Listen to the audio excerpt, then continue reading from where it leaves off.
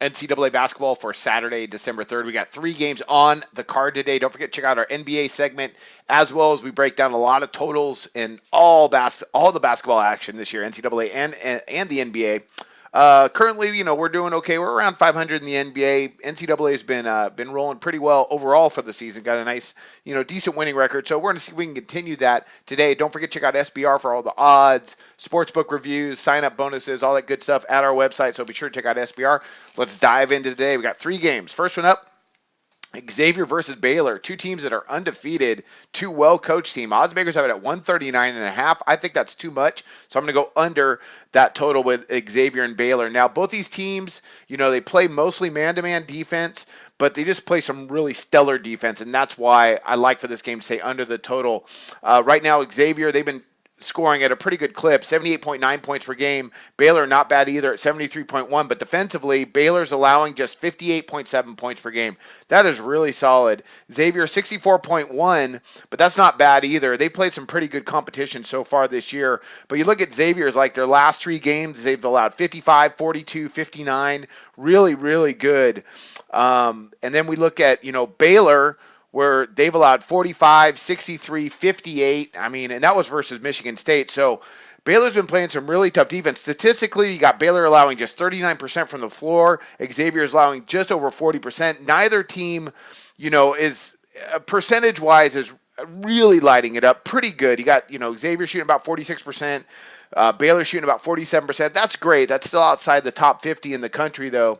And neither team shoots the 3, unbelievably well, with Xavier shooting about 32%, Baylor 33%. So, attempts, Xavier likes to push tempo a little bit more, averaging 60 per game, and Baylor will get up and down just a little bit. But that's kind of a lot of points, and 2 teams that I think match up really well. So they might get there, but I think the defense is going to rule the day in this one here. So I'm going to go ahead and back under that 139.5 with Xavier and Baylor. Next one up, I think we had a slow, really good defensive game. 2 teams are pretty close to each other here. We got Rhode Island and Providence. Oddsmakers, very low total at 129. Both teams are well coached. Rhode Island, again, they are pretty solid this year, although they lost to Valparaiso. I was a little surprised about that. I'm going to go under the 129 set by oddsmakers. And I think it starts to make sense when we start breaking down statistically.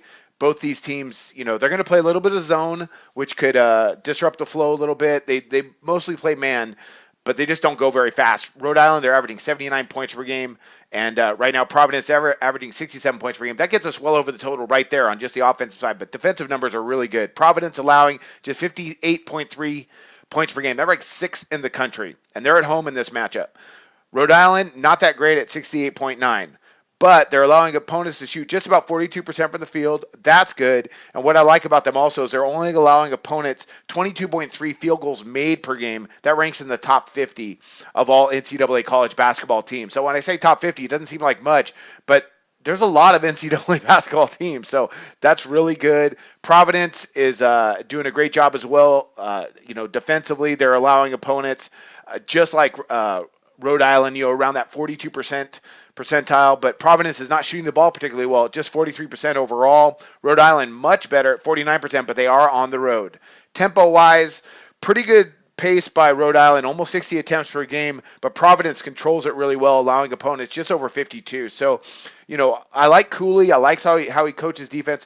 Rhode Island's got a really nice club this year. They're coming off a loss, and they had that Valparaiso game at Valparaiso, they only scored 62 points. So on the road, things got a little bit difficult for them, and I think Providence is better than Valparaiso. We're going to find out today. That's a pretty good Providence club. Well, Providence is better than Valparaiso. I'm sorry. They're just better than them. That was silly by me. So look for Providence to go ahead and do a good job defensively. And, across the board, Providence, they've been really good. I like for this to stay under the total. A couple more statistics, some matchups here, but you got Rhode Island, like when they played Duke, that was a 75-65 total final there versus Duke on a neutral floor. Providence goes much slower than that, though. That's pretty low scoring for a Duke game. So I like under the total in that matchup with Rhode Island and Providence under 129. Keep an eye on that number to see where it moves at SBR. That's going to be interesting to see before tip off where that goes off. where the number finally ends up. All right, last game up. I think it's going to be an absolute track meet here. Here we go. Now we got an overplay. Oklahoma State and Maryland. Turgeon has done a good job with Maryland. You got Melo Trimble. They got some scores.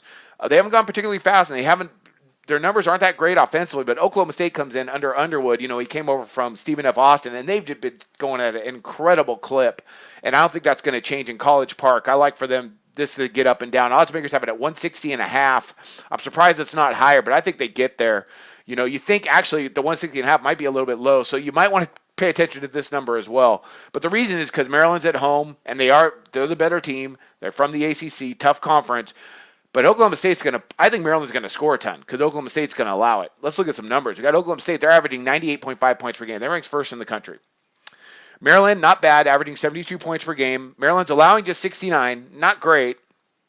But Oklahoma State's allowing 82.3. I think Maryland's going to score over 80. And I think Oklahoma State's good enough to go ahead and stay in there. Then we get into their defensive statistics. Good, not great. You got Maryland. They're allowing just over 40% from the floor overall. That's pretty good. But Oklahoma State's shooting over 48%. As well, Oklahoma State is getting up 67.8 attempts per game. They're ranked fifth in the country. Maryland under Turgeon, no problem running the floor. I think they're going to get out in transition. They're going to go. I really think that's the way it's going to work. Maryland, they're not shooting the ball particularly well at just 41%. Pretty good, 48% on their two-point shots, but Oklahoma State's playing no defense. They're really just getting out and running, as far as adjusted tempo and things like that. If you look up those type of statistics, they don't hang on to the ball very long. They want you to get into their flow, and I think Maryland is okay with that because I think they're a little bit more talented than Oklahoma State, so they're going to go ahead and score. Oklahoma State, they're allowing opponents to shoot almost 47% from the floor, so Maryland should take advantage of that. But, look at Oklahoma State. Their last game against Rogers State, they allowed 85 points. I'd like to think that Maryland could score that against them easily. So, look for Maryland to score a lot. The last couple of games, it's been some slow sledding, some defensive trudging games for Maryland. They got beat by Pittsburgh really bad, 73-59. And I just don't see something like that happening again now that they're going to welcome Oklahoma State to come in with open arms so they can get up and down the floor.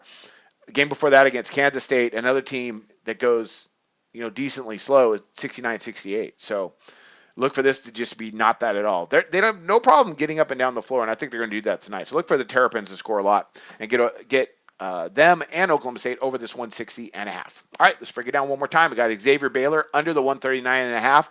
Great matchup, arguably the best game of the day, that and Arizona Gonzaga.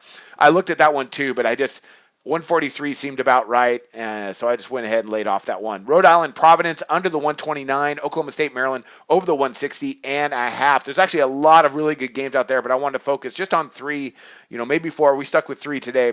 Be sure to check out SBR for all the odds, and I wish you luck on your picks today.